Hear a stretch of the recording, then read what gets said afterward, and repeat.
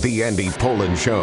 We got to go after this with everything we got, thinking they're going to come with everything they got. I'll start off by saying I'm bored, I'm broke, and I'm back. The Andy Pollin Show on ESPN 630 starts right now. So many things are being said about Jayden Daniels, all of them deserved, but maybe the quote of the day yesterday from head coach Dan Quinn, who said, inside the lens of that helmet, he's a killer.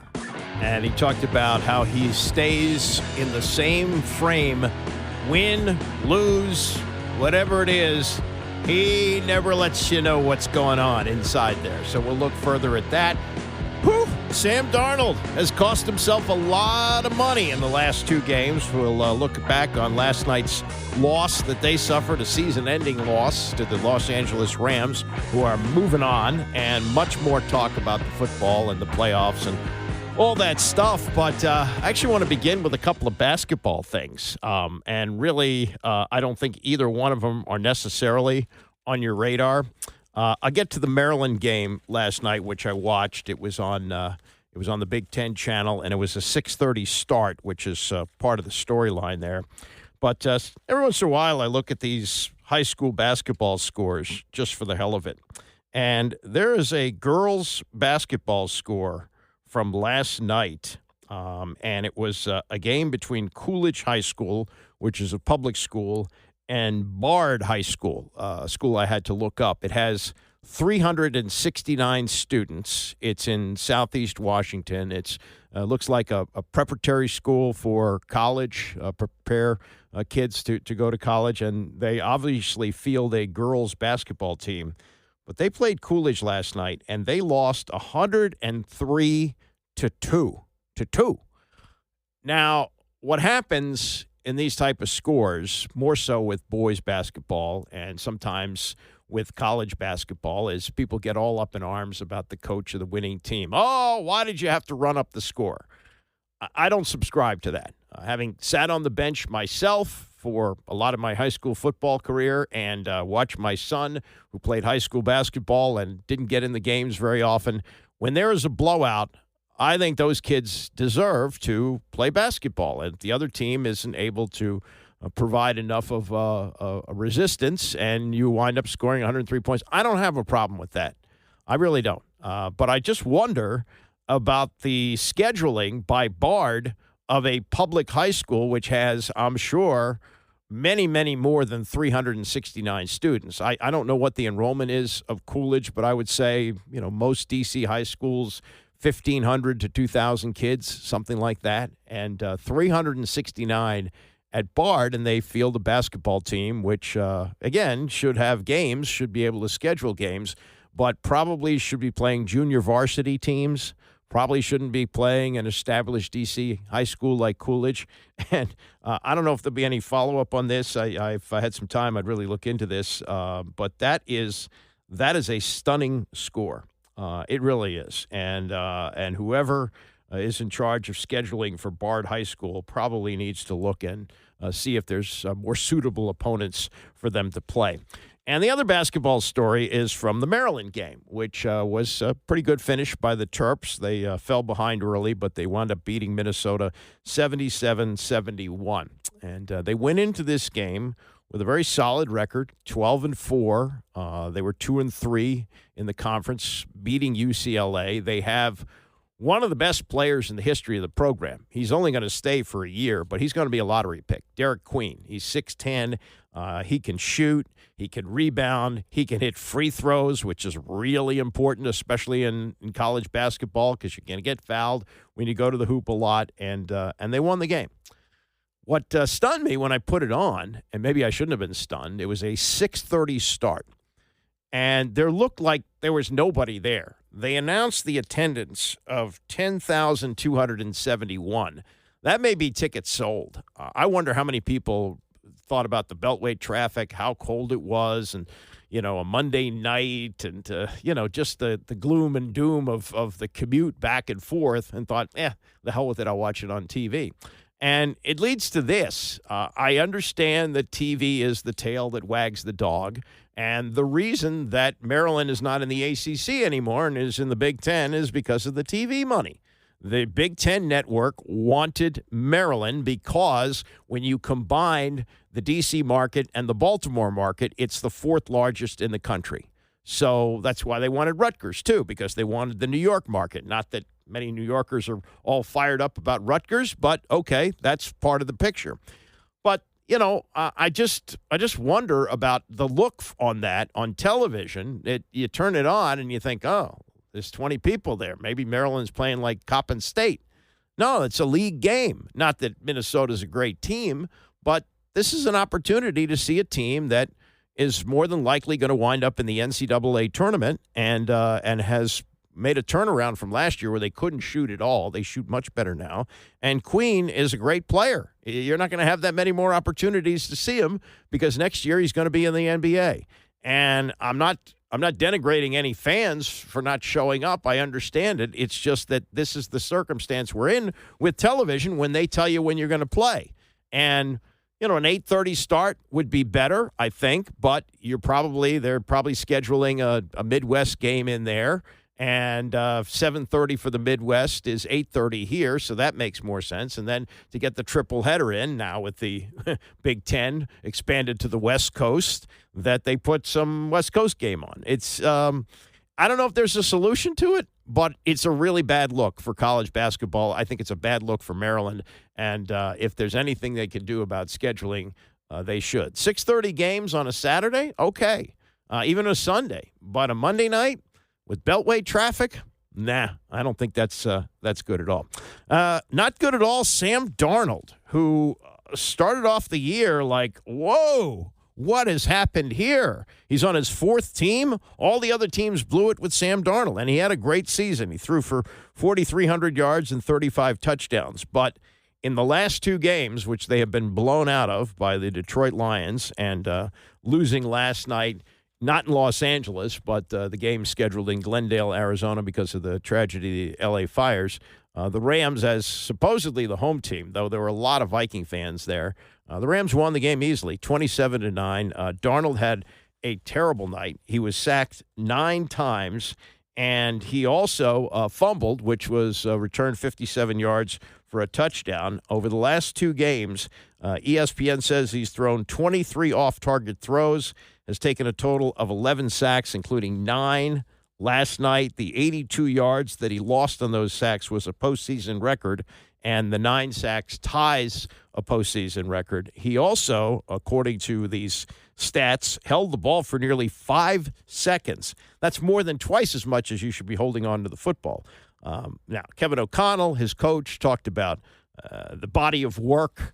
It's not like the NCAA tournament. Doesn't really work that way. What you see is your last impression, and the last 2 impressions of Sam Darnold are not good. He has cost himself some cash. There was Mel Kiper. I'd be interested to hear what his follow-up is on this, but he was saying a couple of weeks ago, oh, yeah, Vikings should re-sign Darnold, and they should trade J.J. McCarthy to the Giants. I think at this point, they may be thinking of letting Darnold walk, and now that J.J. McCarthy is healthy, make him the starting quarterback going into next year, or bring in another veteran, a Mariota type, to compete with them, somebody in a reasonable salary range. Anyway, after the blowout last night by the Rams, Scott Van Pelt discussed the game with Buck and Aikman, as he always does after games, and part of the theme, the drop-off of Sam Darnold. Who led this Rams group into this game tonight, in your estimation? The 2 people come to my mind, and that's the guy who was hired to be a head coach at the age of 30 and is now just about to turn 39, Sean McVay, and the job that he does just focusing this team, and Matthew Stafford. I mean, this is a young team, but they do have some veterans sprinkled in, and Stafford is about to turn 37. So these 2 vets, I think, set the tone for this team. And, when you talk to these guys, they didn't complain one bit. They know what's going on around them at home. They're dealing with that. They were in some ways relieved, I felt, to get here and to get back to work and to get back to where they feel most comfortable, which is on a football field. Sure. And they bonded and went out and just took it to the Vikings. List of superlatives tonight, Troy, for this Rams team is lengthy. What most impressed you? I think just the overall performance by everybody, quite honestly, like Joe said, to pick up and come here and had a lot of excuses and reasons why maybe they wouldn't come out and play the way that they did. They think they're going to have a home game in front of 90% of L.A. Rams fans. Instead, the estimate was there were more Vikings fans here tonight. So that's overcoming a lot. But when you look at what happened on the field, I would say that defensive front. I mean, it's a young group. It's a really talented group. They're only going to continue to get better. But I thought Matthew Stafford started the game out, did a lot of really good things. But that defensive front for the entire game, they were excellent. I thought Chris Shula was excellent as the defensive coordinator as well. But that's something they can really build on going into next week. I believe the final accounting, Joe, if I heard correctly, was a 9th sack in the end for this Rams team. And Sam Darnold, look, man, this game, it grades with a sharp pencil, and it ends with a thud for Minnesota and Darnold, who played so well all year, 14 victories. They come up short in Detroit, which means they had to go on the road, and now this performance. Troy, as this offseason looms for him and this team, how do you think these last couple of performances will impact what ultimately happens for Sam Darnold? Big impact. Yeah, these last 2 weeks will have a big impact on his future, not only what that may look like for the Minnesota Vikings, but a big impact on what that may look like for him going to another team. Is there going to be the big payout that looked inevitable a few weeks ago? May not be quite as big as what Sam or others thought. These are the games that matter. He knows that. Every quarterback that plays in this league knows that. And when you get into these games, that's what you're judged on. And it's not all on him. There were a lot of people that contributed to them not playing better last week and then again this week. But ultimately, the quarterback, especially more so in today's game than ever before, the quarterback is expected to overcome those things. And so it's a tough way to finish. I said it during the ball game. It doesn't really matter if you win 14 games. Not that you got to go win the Super Bowl, because only one team gets to do that. But when you don't even win a playoff game, you're lumped in with all the teams really that didn't even make the postseason. So this is a tough one. And for Kevin O'Connell, with a good team again this year, had one 2 years ago, to come away without a playoff victory is a hard pill to swallow. I know you guys have to get out of here, and Matthew Stafford standing by. Joe, I'll just give you a final word here. Just on this scene, I didn't know what to expect. I thought this was remarkable. I thought the turnout from Rams fans and Vikings fans alike, it almost felt like a bowl game. But this was an incredible atmosphere in Arizona. I was wondering your perspective. Yeah, I mean, it was a fun game because it was loud throughout. I mean, that's the way I judge them when you have to get up over the crowd. And it was loud throughout. It was a sellout. The Rams fans traveled. The Vikings fans traveled. And they made a great atmosphere. This is a 5-day process, and to come out of here with what they come out of here with, the overall picture, it was remarkably well done. Joe Buck and Troy Aikman after the Rams 27-9 blowout of the Vikings, and what they were saying at the end about Kevin O'Connell and Sam Darnold. It's amazing how you can go from the penthouse to the outhouse in just a couple of weeks. And Darnold was being talked about as the next franchise quarterback, and how much money is he going to get to stay in Minnesota? Will they franchise him? Will he go in the open market? Could he get the $50 million plus, which is the going rate for top quarterbacks now? Oh, boy, last 2 weeks, he's back to being old Sam Darnold. The carriage turned into a pumpkin.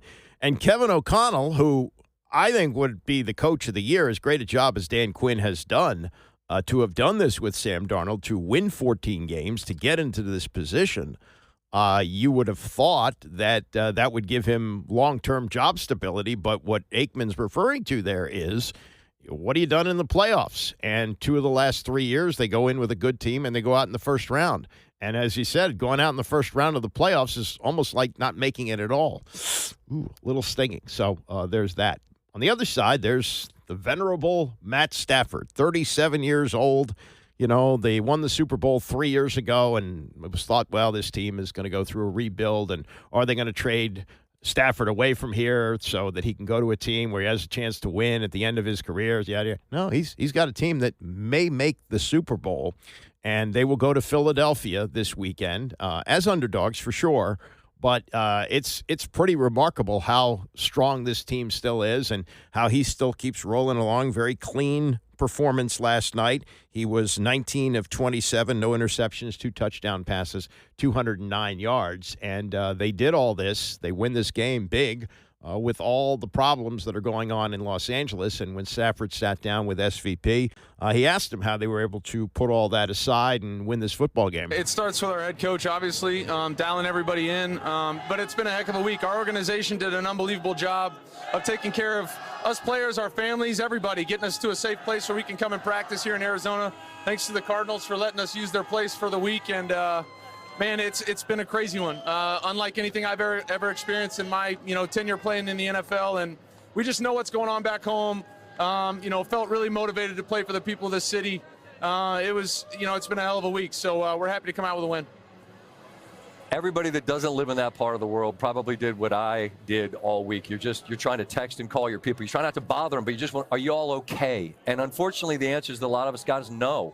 And I'm sure you know neighbors. You have people within your organization. How have you all tried to hold them up in the midst of this? Because I've lived through this. We lost our house to a fire, and it's a lot, and it's crazy when it happens to you, and it's happening to so many people. What has that been like? It's honestly hard to wrap my head around the devastation. I'm a lot like a lot of the people around the country, watching the news and seeing these homes reduced to rubble, and the firefighters doing everything they possibly can to try and fight it back. I was living in those conditions, knowing what that wind felt like. It was unbelievable. So I'm proud of the community, proud of the city for the response, and hopefully they're proud of us for the way we played tonight. I mean, it's cliche to say, but in a way it's not, right? Sports are the greatest distraction that can be provided. I think go back, like nothing greater than 9/11 in terms of an opportunity for sports to be a galvanizing thing.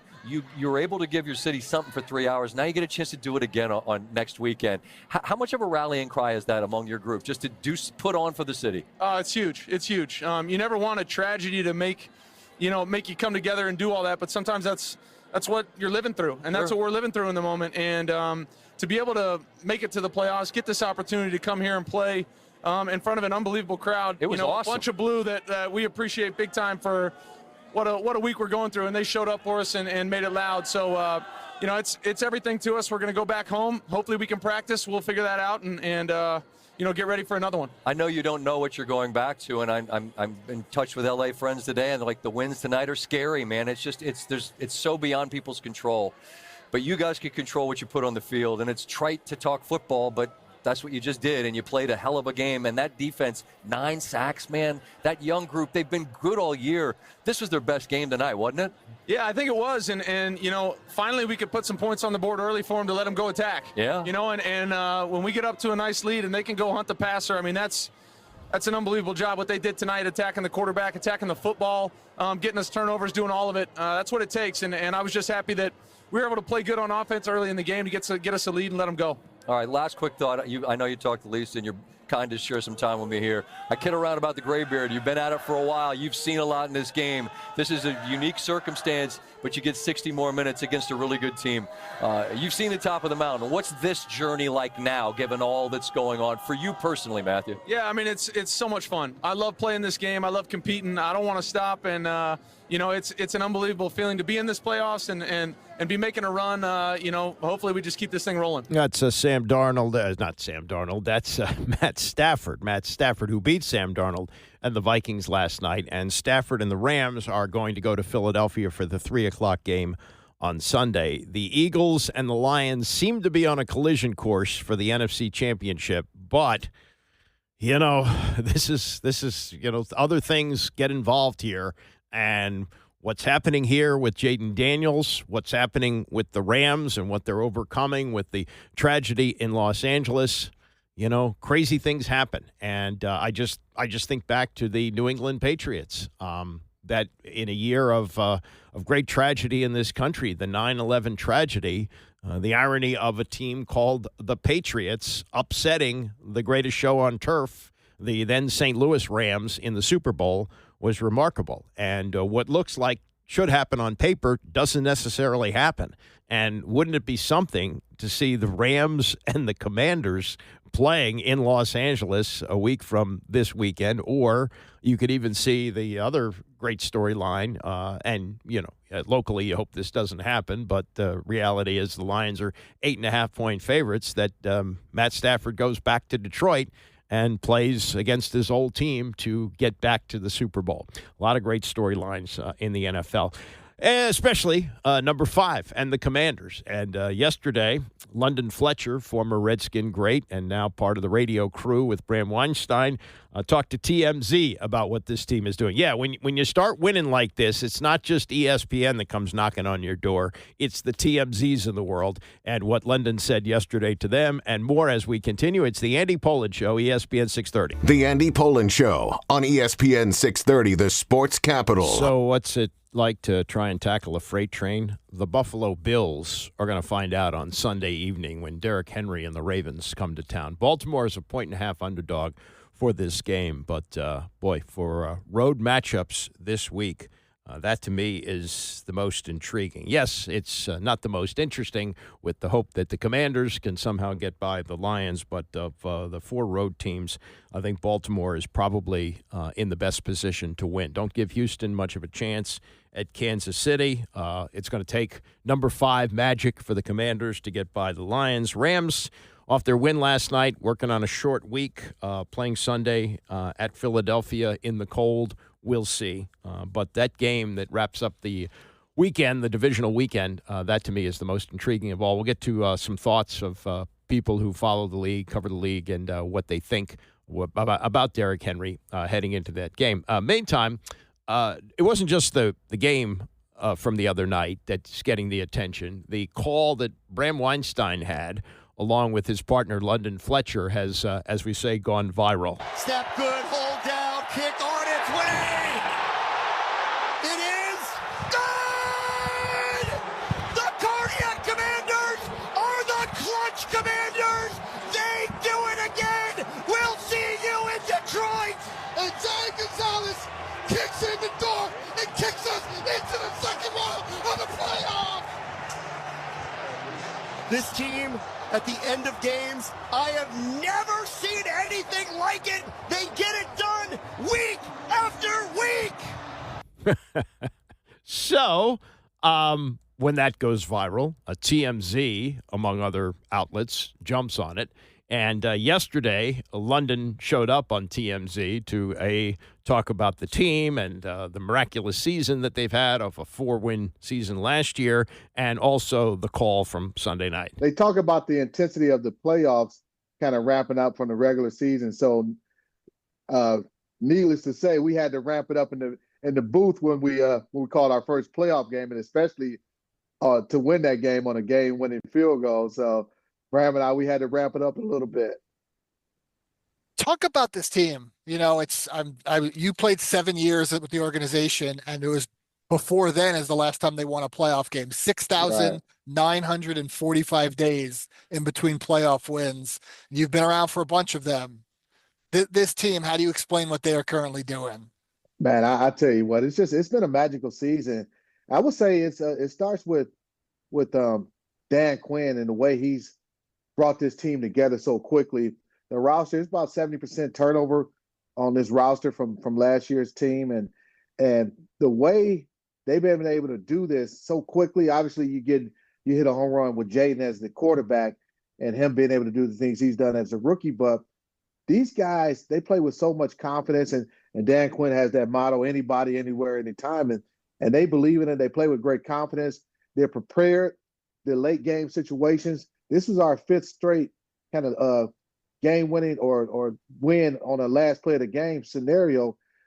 And that's a testament to him and his coaching staff and how they prepare throughout the week to get these guys ready for these moments. And there's no moment too big for them. And they feel like they're going to win each and every ball game. I'm sure it was a fun plane ride back to the DMV area. What's the mindset of this team now heading into play Detroit? No one's going to pick them to win, us against the world mentality. But what's the mindset of this team? Nothing to lose, right?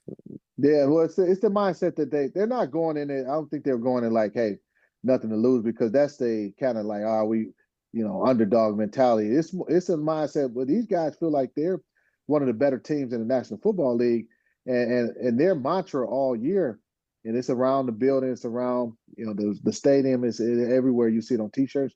Their mantra is, and their message is, anybody, anywhere, anytime. And they believe that they're gonna go into that game. They know it'll be tough. Detroit one of the best, if not the best team in the National Football League. So it's not going to be an easy task, but they'll be up for the challenge. They'll be ready for a ball game. How impressive. You've had a good seat all season long. How impressive has Jayden been for you? Man, he's been phenomenal. To be able to do what he's done this early in his career, this stage in his career, there's times where they mention him with Hall of Famers like the Peyton Mannings, the Tom Brady, I think the Drew Brees, some of the things that he's accomplished. And it wasn't them accomplishing these things as rookies. These guys accomplished these things later in their careers, but he's just been phenomenal, unflappable. No moment seems too big for him. Last night in that ball game, there were a tremendous amount of a number of plays that he made, throws, scrambles, extending the plays and making throws down the field. That it's just like, wow, we're witnessing something special.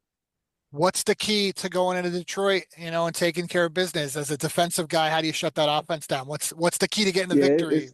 That offense, man, they present a lot of challenges, have great skilled players. Ben Johnson, the outstanding play caller. It's one where you're gonna have to kind of slow this offense down as much as possible. I don't think you're not gonna completely shut the Detroit Lions offense down. You might have to.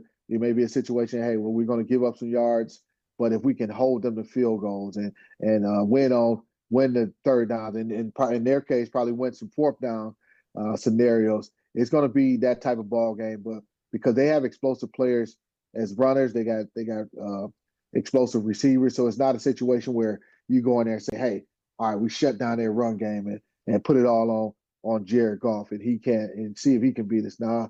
He can beat us throwing. They can beat you throwing the football, or they can beat you running the football. So it's going to be a tall task, and I'm sure.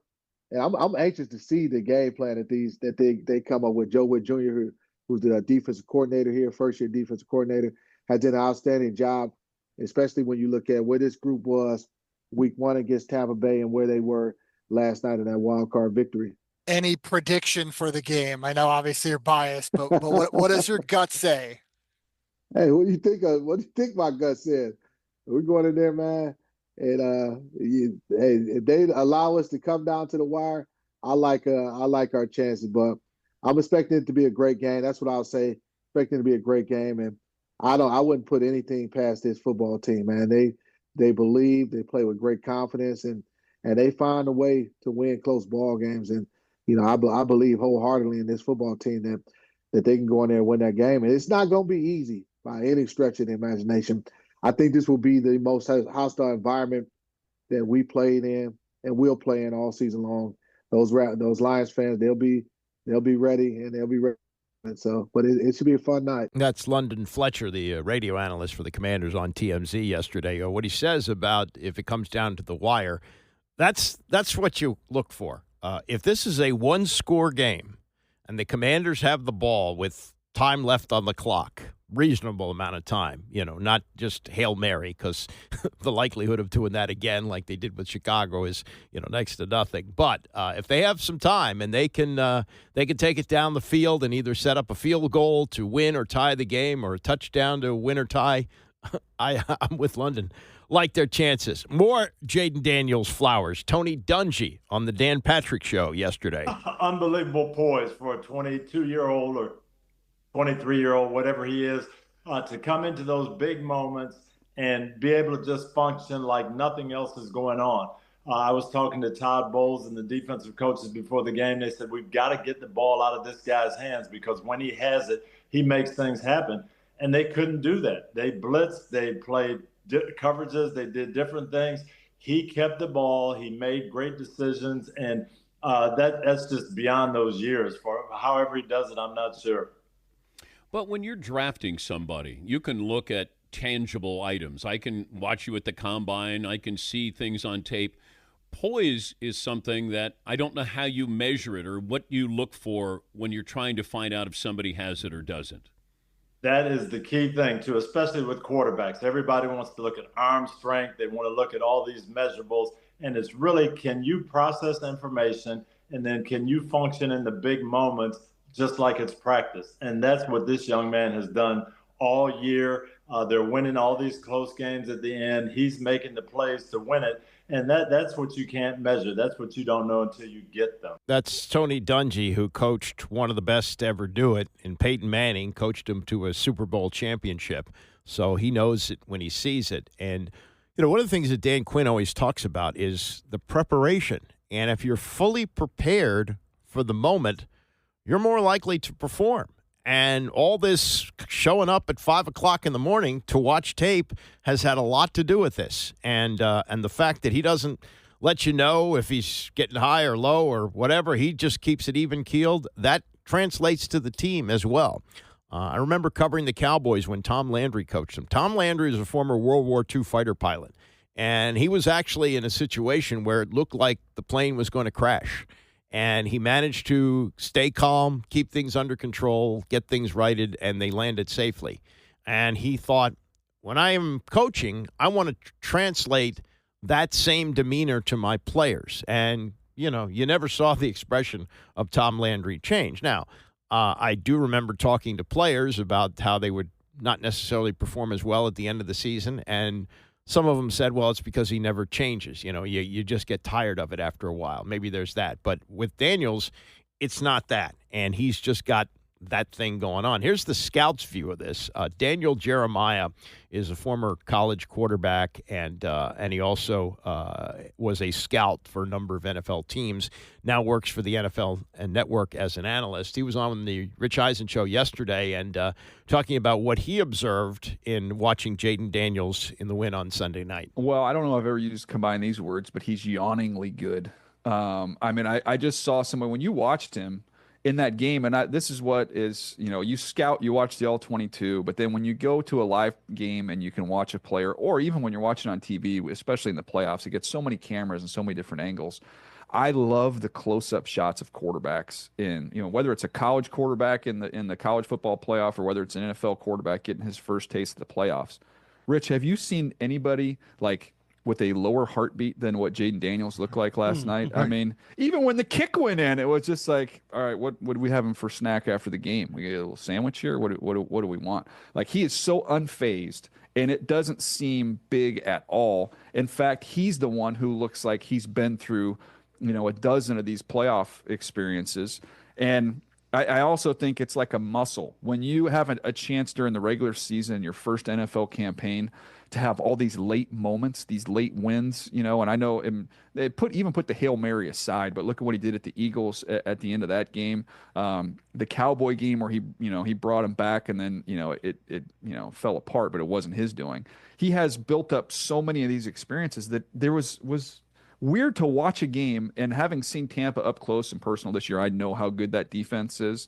To see how sure he was, confident he was, and how flawless he executed late in that game, I don't know. I don't really have any other words for it. I texted Adam Peters last night and I just congratulated him, because I feel like maybe he gets lost a little bit because of Jayden and the job that he's done. But Adam Peters went out, and you go out and you get veterans like Bobby Wagner, Zach Ertz, people that I think, Austin Eckler is another one. Mm-hmm. People that, these guys are, why? These guys are old. They don't, they're past their prime. There's nothing left. What are they doing here? And I'm watching that game and I go, well, you know what? Bobby Wagner's been on one of the best defenses of all time. Zach Ertz, in the clutchest of clutch moments, won a Super Bowl by winning a one-on-one route. Austin Eckler has been, kind of the bell cow, Mr. Reliable. And now all their roles are a little different, but there was something to how they put this team together. So I think Adam Peters is going to be he's going to be the GM of that team for the next 15 years. He is a stud. Yeah. Look, you're going to have misses, and you're going to have misses in the draft. Nobody missed more than Ron Rivera and his crew, but what he has done in 1 year is remarkable. And when all these free agents were walking in the door, I don't think anybody freaked out about it. Frankie Louvu, what a great signing that is. He's a guy who's going to be here for 4 or 5, maybe 6 years. But, yeah, you take Bobby Wagner, who's maybe at the end, 35 years old. How much is he going to get? Well, I think he's going to come back. Zach Ertz, I didn't think they were getting anything about Zach Ertz. Zach Ertz was cut 7 games into last season. Nobody picked him up. I thought he was done. He's been a great contributor here this year. Huge contributor. Big catch after big catch, including the one that clinched the playoffs, the overtime catch for the touchdown against the Atlanta Falcons. And Eckler, I wonder about because he had 2 concussions this year. He's back playing, and I understand that, but, because he's been cleared, but, he's got to think about his future. He's very much pursuing a career in broadcasting. He's on talk shows all the time.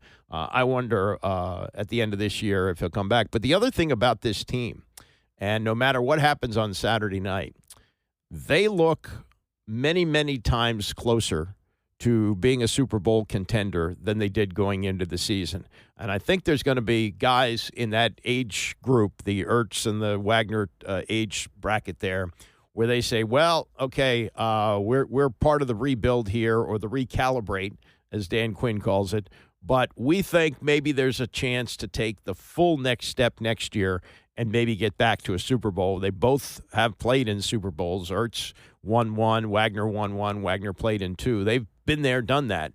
But to do it again with this team might be enough to get them back. Wagner's already working on his post-playing career. You see him when he gets introduced. I don't know if you noticed this on Sunday night for the NBC game where they introduce themselves and they say what school they attended.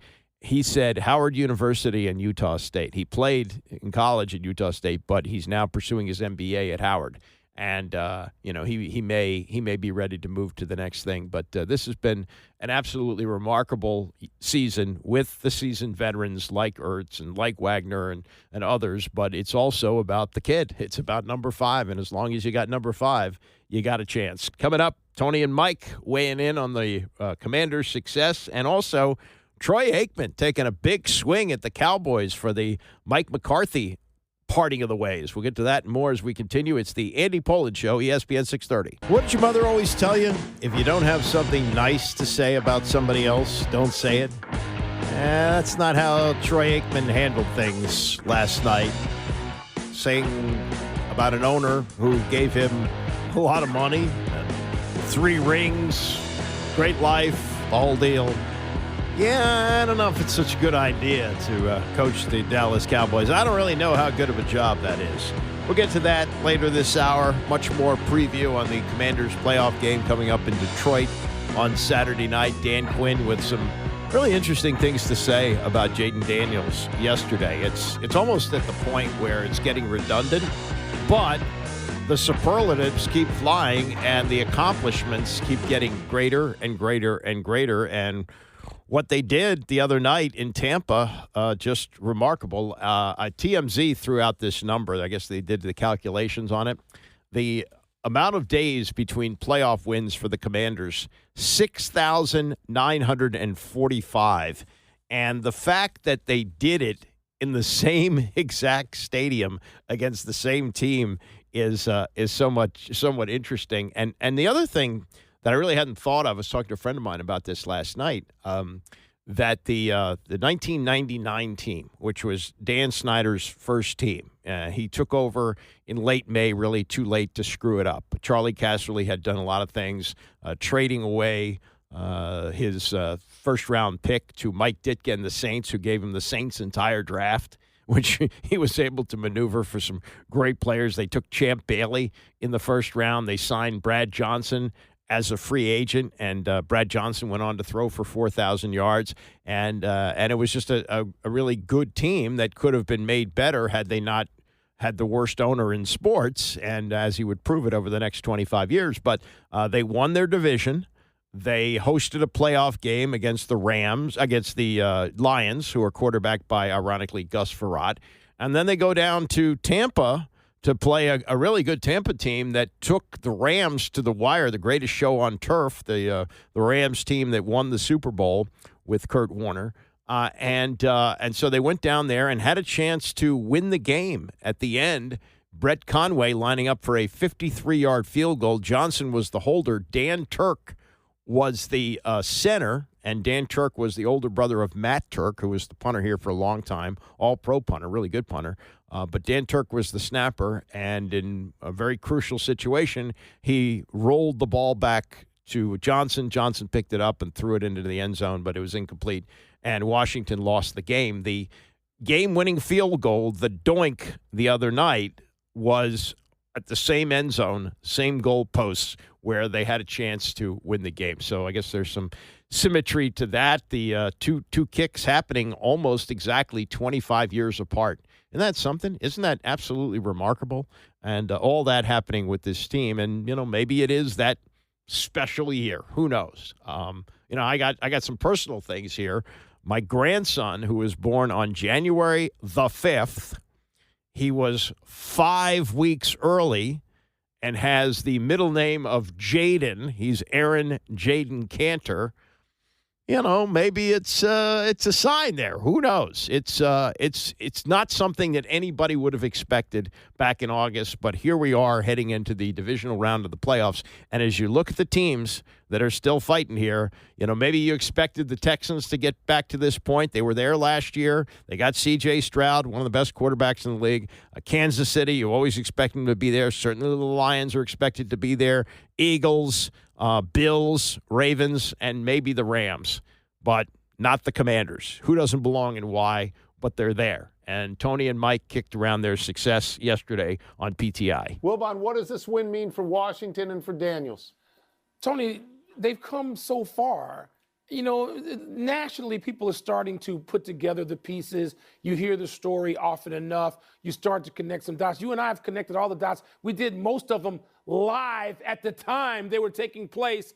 And so it's stunning that the franchise, which was just an embarrassment, a civic embarrassment, a national embarrassment, a professional industry-wide embarrassment, has now come to this point so quickly under new ownership and under a new general manager and under a new coach and under a rookie quarterback who has the complete confidence of his team. And now he has the confidence of a venue, of the nation's capital. It's almost unthinkable for those of us who have lived and watched it firsthand. And even, like I said, for those of us, you and me, who've covered some of it, the beginning of it.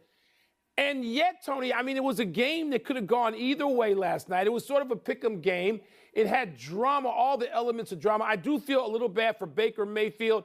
There were a couple of mistakes in that game. I'm not sure he's to blame specifically, but he was involved in them, so he has to share some of the blame at the very least. But Jayden Daniels, as you said, man, this kid has the poise. He just seems to get it right almost all the time. And I guess those are some of my takeaways. So I feel sort of uniquely qualified to answer this question because, as you know, I live within the borders of Washington, D.C. And I will tell you in the past few weeks, 5, 6, 7 weeks, something like that, as these last-second wins became almost commonplace, I'd be out walking my dog in the morning between 6 and 7 in the morning. And invariably, somebody would roll down a window and they would lean out. And they recognize me, of course, like they recognize you. And they would yell out this. They go, "Commanders."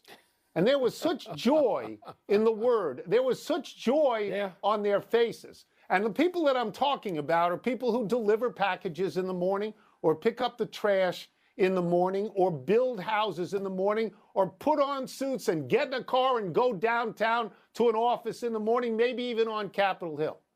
And there was a palpable joy in what is going on because, Mike, as you well know, this is a resurrection of optimism due completely to this football team.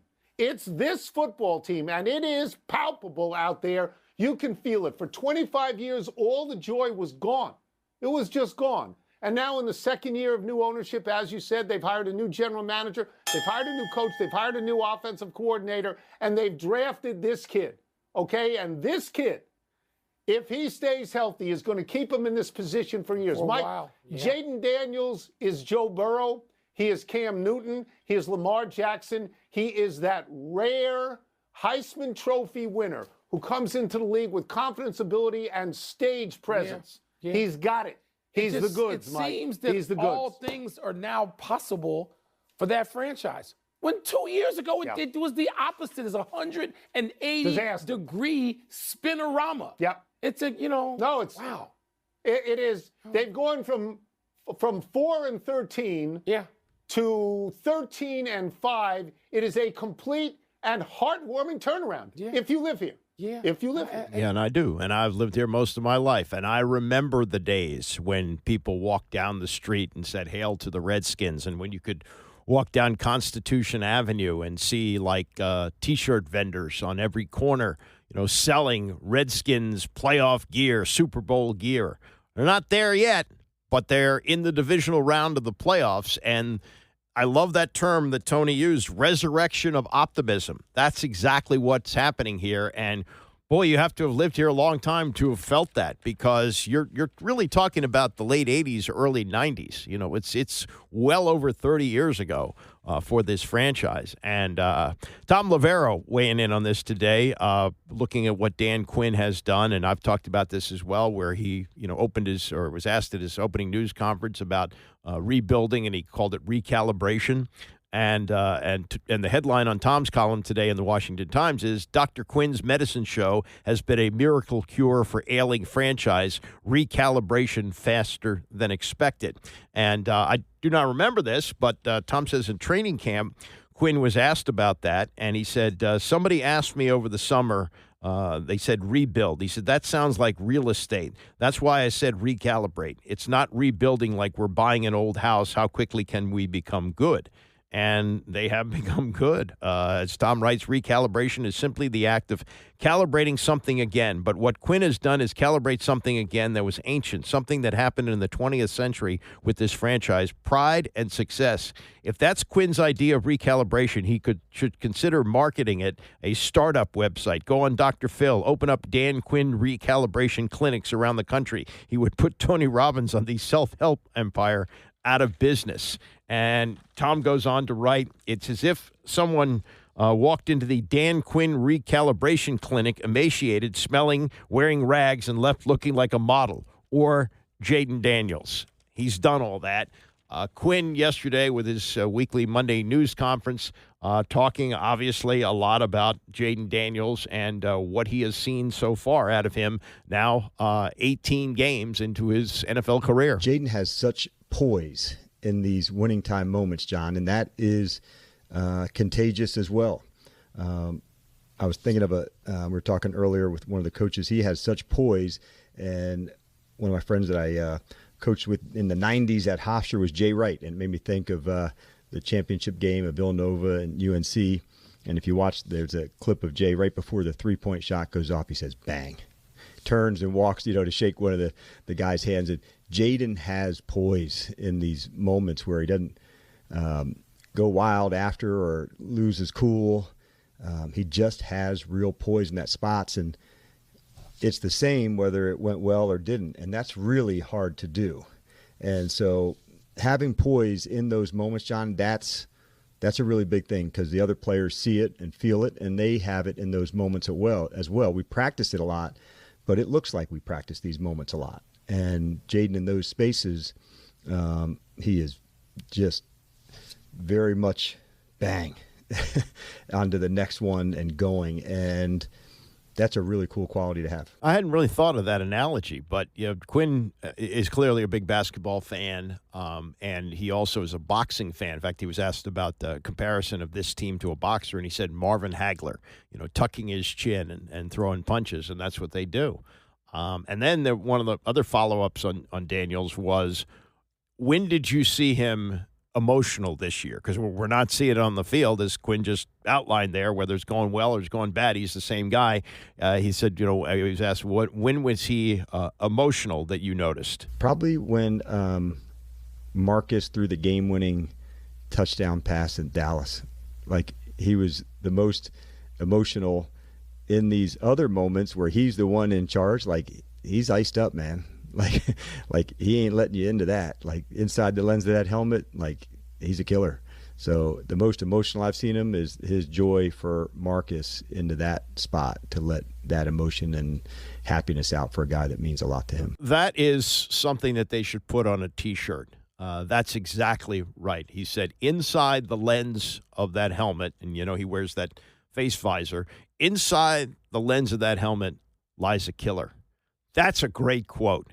And Quinn is not really a quote machine. He's very, respectful to the reporters. He addresses them all by name, but doesn't really, give you a lot of real insight. It's a lot of, the brotherhood and how we stay together, and very complimentary of the players. But that is a T-shirt worthy quote.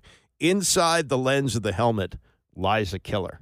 And maybe you could put, a Jayden Daniels profile on it or however you do it. But that would be something that I would be interested in wearing. Yeah, inside the lens of that helmet lies a killer. Last thing from Quinn yesterday, and, he really hasn't had to do this year.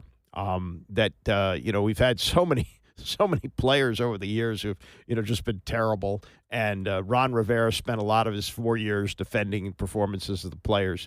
They traded a fair amount to get Marshon Lattimore at the trade deadline, and because of the hamstring injury, he really hasn't played very much. The Sunday night game was only the third game he's played as a Commander since coming here. He got hurt probably prior to coming here, wasn't ready to go. Then when he got on the field, he played a couple of games, got hurt again at the end of the Philadelphia game, missed another game, and then came back and played on Sunday night. But there was a point in the game where Mike Evans was just owning him. I mean, it looked like Mike Evans and Washington did a really good job of this too, holding on to the football. They won time of possession by almost 12 minutes, and that was key with no running game, which was really remarkable because they could not run the football.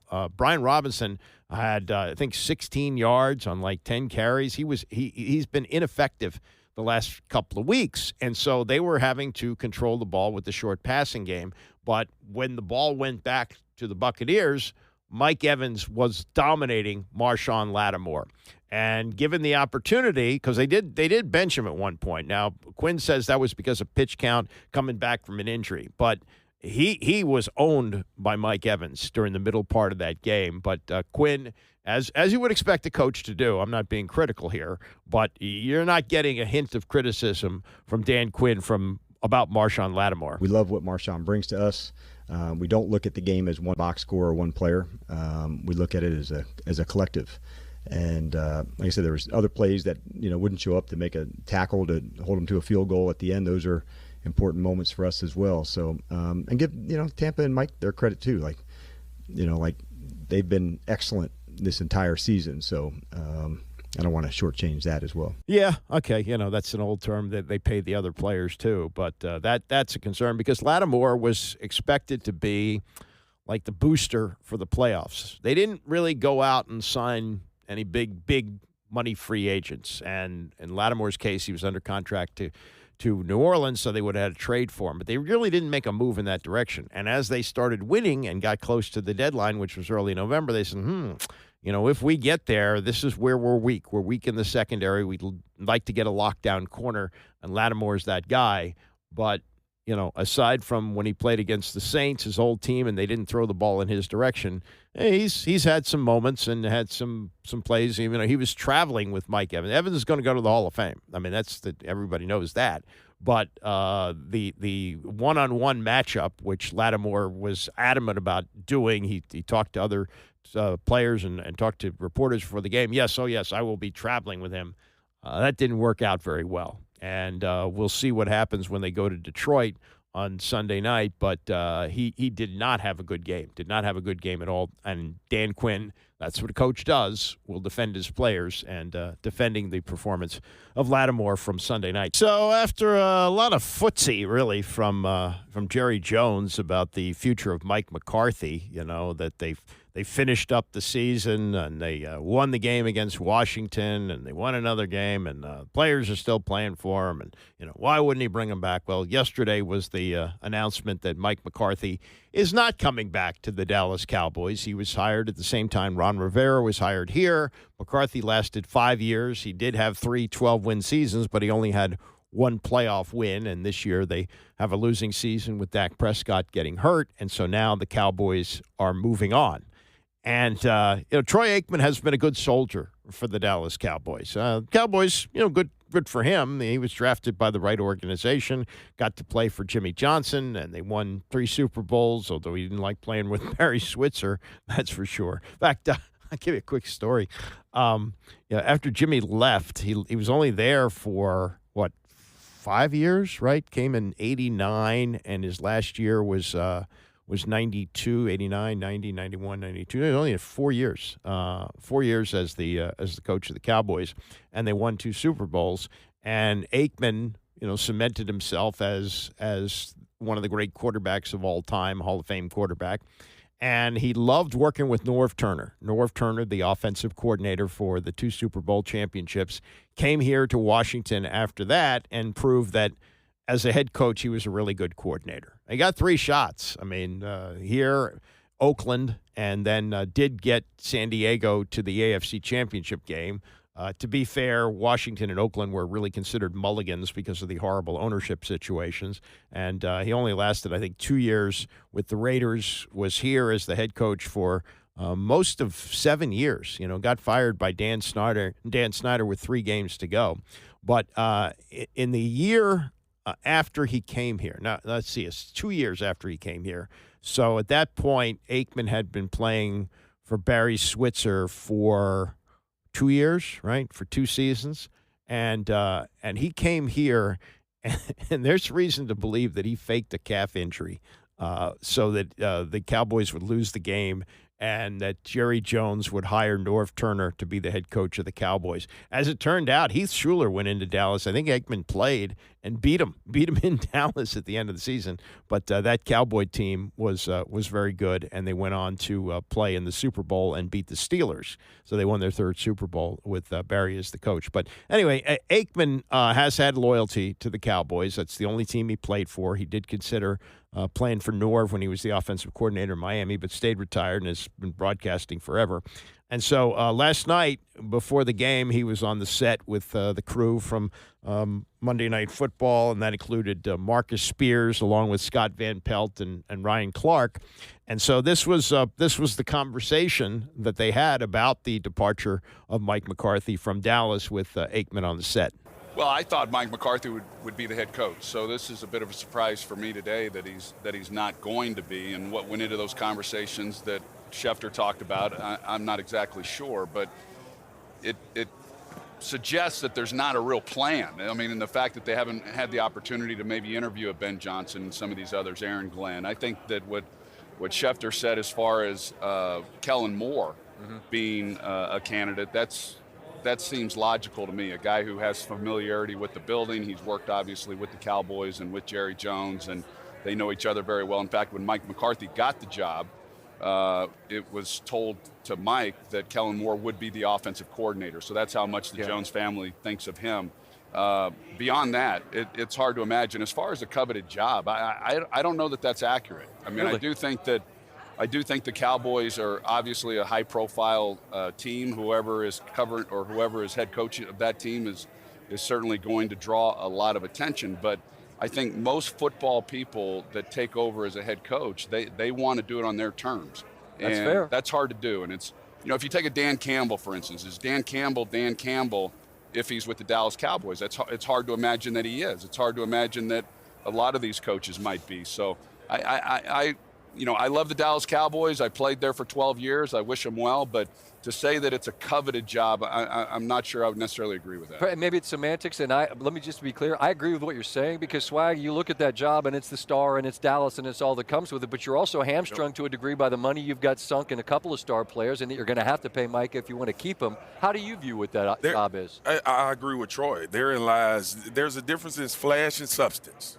Cake and icing. Flash. Cake and icing. Yeah, exactly. And that's something we talk about this quite often when we get a chance to sit together and talk. But ultimately, when you look at this job, and I kind of sum this job up in this regard.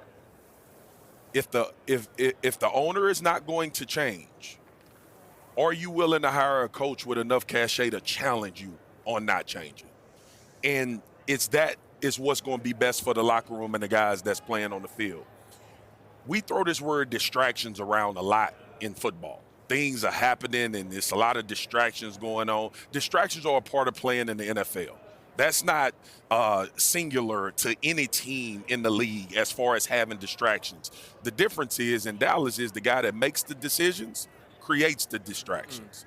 And that is why it's so difficult and why I agree with Troy to say this is a coveted job. You'll take the job because they'll pay you $5-6 million. We human. We understand that. But if you have a plan long-term to win, implement a culture, change the way things are being done, that's something you really have to think about as a coach that's taking this job seriously, knowing that you play it on the margins anyway. That is a conversation with Troy Aikman, Scott Van Pelt, Marcus Spears on the Monday Night Countdown show last night. And you wouldn't expect Troy to say, well, I don't know if this is really a coveted job. I mean, he's right about that. This is a job where you have to put up with Jerry. You have to have Jerry in your meeting room. You have to have Jerry talking to reporters about the state of the team. You have to have Jerry doing his own post-game news conference while you're doing yours. He has said, Jerry has said many times, he said, I am the general manager first and the owner second of this team. He wants to do it his way. When you're rich and you've done what he's done, take a team that he bought for $189 billion, mortgaged everything, and is now worth probably north of $10 billion. You feel like, hey, this is my thing. I get to do it. But what Aikman is saying is correct. Now, there's also the reports now that Deion Sanders has had a conversation with Jerry about the job. Fox Sports reported that. They said no formal interview is scheduled, but they are expected to continue their dialogue. Deion put out a statement saying, to hear from Jerry Jones is truly delightful and it's intriguing.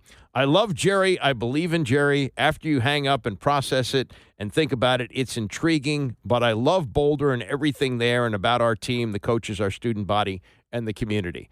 Nothing in that statement says, I'm not going to the NFL. I'm not working for Jerry Jones. I'm staying at Colorado.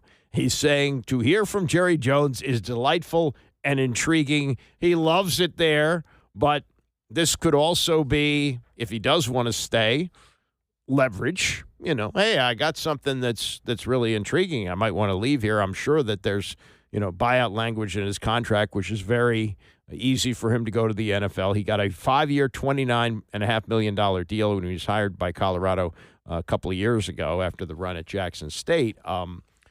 He's been well worth that. He's selling out the stadium, and people are paying attention to Colorado football where they never did before. But could he go to the Cowboys? I like what Tony said last night on PTI. The number one focus in Dallas is Jerry. And Jerry doesn't want to share the spotlight with Deion, though there's a love affair there. They won a Super Bowl together, and Jerry, I think, admires Deion as a showman and a salesman because Jerry's the same thing. This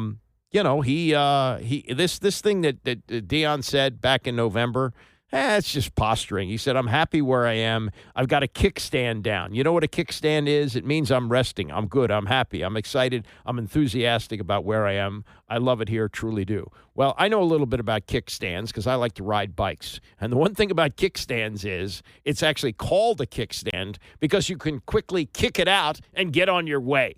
So Deion might be in play here. But I also think that maybe Jerry is using Deion and Deion is using Jerry. Deion is using Jerry to get more money out of Colorado. And Jerry is using Deion to say, hey, look, this high-profile guy, he's really interested in us, and this is really a good job. It's not, as Troy Aikman says, not such a great job, and because of Jerry. So a lot of posturing going on there as well. What is the right way to hire a coach? Tony Dungy weighed in on that yesterday on the Dan Patrick Show. A lot of these owners do not know what they're looking for. I know I've consulted with some and asked them, what are they looking for? And they just, well, who's good out there? And tell me this. Dan Rooney, to me, was the perfect formula, okay? I know what I want. I want a young 30-ish guy because I don't want to do this every 5 years. So I don't want to hire a 50-year-old. I don't want to hire a 70-year-old. It's going to be a young guy. We're a blue-collar town, okay? We're built around defense. I want hardcore defensive coach, and I want a good communicator. I want a teacher. So in 60 years, he hires 30-something-year-old Chuck Noll, a very good communicator, defensive mind, strong will. Then he goes and hires Bill Cowher in his 30s, defensive coach, strong will, communicator. Then he hires Mike Tomlin. He doesn't go interview everybody because I don't want the next thing from outer space. I want a defensive-minded, tough, young coach. So if you know what you're looking for, then you go get that. Now, if you don't know what you're looking for, then you've got to talk to everybody that comes across, everybody who's recommended to you. But my advice to these guys, figure out what you want, what works for you, okay, and then go find that. Is it just good enough to make the playoffs in Pittsburgh with Mike Tomlin, or does he have to win? I mean, it's been a long time since they won a playoff game. It has been a while, and you do have to win. And eventually, you've got to come into the playoffs hot. You've got to build this, and you've got to win a couple of games in the playoffs. And the last 3 or 4 years have been very disappointing. I thought in midseason they had a team to do it, but something happened, and the defense just didn't play the way that they can play down the stretch. And I know ownership's disappointed, the city's disappointed, and they've got to figure out a way to win a playoff game. But you don't move on from Mike Tomlin. Let me ask this. Who am I going to get that's better? And that's the thing that's going to go through Art Rooney's mind. Okay, yeah, I could move on from Mike Tomlin. What's my next plan? And when you look around out there, there's no guarantees that you're going to get somebody who knows your organization, who can build this and do it any better. So I think that's what's going through their mind right now. That's Tony Dungy yesterday on the Dan Patrick Show. However, it's one thing to have winning seasons year after year, which Tomlin has done, and to make the playoffs. But when you lose year after year, they have lost 6 straight first-round playoff games. That's a record for a coach that's won a Super Bowl. And can he dine out forever off of that? I don't think so. Steelers won 4 Super Bowls under Chuck Noll. He lasted a long time after that. Bill Cowher won his Super Bowl after crushing disappointment year after year. They were losing AFC championship games at home. And finally he broke through, and that team won a Super Bowl championship in a year that they were actually a wild card team, and without a miraculous tackle by Jerome Bettis on a turnover near the goal line, they wouldn't have got there that year either. But Cowher stayed around another year, and then he left. And Tomlin got the job at a younger age, and not that much younger, but his success came along, and he pretty early, as a matter of fact, and he stayed because he had same quarterback, Ben Roethlisberger. Well, since Roethlisberger left, and even at the end of Roethlisberger's run, they weren't winning. And I think about what John Madden said. Now, Madden is a different case. The money was different in the NFL. Things were different. He wanted to get out anyway because he was afraid to fly, and it wasn't practical for him to travel with his team, not flying. So he said, and he retired at 42 or 43. I mean, it's remarkable how he got the job at 32, stayed 10 years, and he said, after 10 years, they're tired of listening to you. You need a new voice. Now, the NFL turns over a lot more quickly than it did in those days. There was no free agency, so if you were an outstanding player, it wasn't unusual to stay with the same team for 10 years. That doesn't work that way anymore. But still, there is something to be said for that a fresh voice, fresh ideas, and, I don't think they're going to make a change. The Rooneys have indicated they're not going to do that. But at some point, when do you say, Tony, it's great that you have winning seasons, but this league is all about winning Super Bowls, and we're not getting close. We're going out in the first round. And as Troy Aikman said, when you lose in the first round of the playoffs, it's almost like not making the playoffs at all. And I feel this way every year when you get to the Super Bowl. Like the two teams, it seems like their ascension started months and months ago, and we have long forgotten about the teams that were left on the side of the road along the way. And, this is another year where the Steelers are one of those teams. The Baltimore Ravens are moving on because they took care of them easily, and the Steelers aren't in the mix. So some good points made there by Tony Dungy, who is friends with Mike Tomlin. They know each other well. They may have worked on the same staff at some point. And Tony Dungy is very loyal to the Steelers. He played there, coached there, got his coaching start under Chuck Noll. But the reality is people are getting restless here. Mike Tomlin is one of the most respected voices in the NFL. He's a Hall of Fame coach. But the results lately just haven't added up. I mean, that's how Mike Shanahan wound up here. Mike Shanahan won back-to-back Super Bowl championships. And do the math here. He won those after the 1997 season and the 1998 seasons. He wound up here in 2010. So he had, about a decade, because he actually was out for a year. So it was like 8 or 9 more years of not reaching that pinnacle anymore. He didn't have John Elway. He won those Super Bowls with Elway. Elway was gone, and they weren't winning. And so, you find a quarterback, and you get a lot of stability. Andy Reid is my age. He's still coaching the Kansas City Chiefs because he's got Patrick Mahomes. And the way things look right now, assuming there's no real, potholes that they fall into, Dan Quinn and Jayden Daniels are probably going to be together for a long, long time. They have certainly bought themselves some time this year. And if they win a Super Bowl in the next, 3, 4, 5 years, they're going to stay together a long time after that. And that's kind of the way it works. And Mike Tomlin hasn't found his Ben Roethlisberger replacement, and he's flaming out in the playoffs, and people are not happy about that in Pittsburgh. Bram is coming up next, and I'll see you back here tomorrow morning at 9 a.m.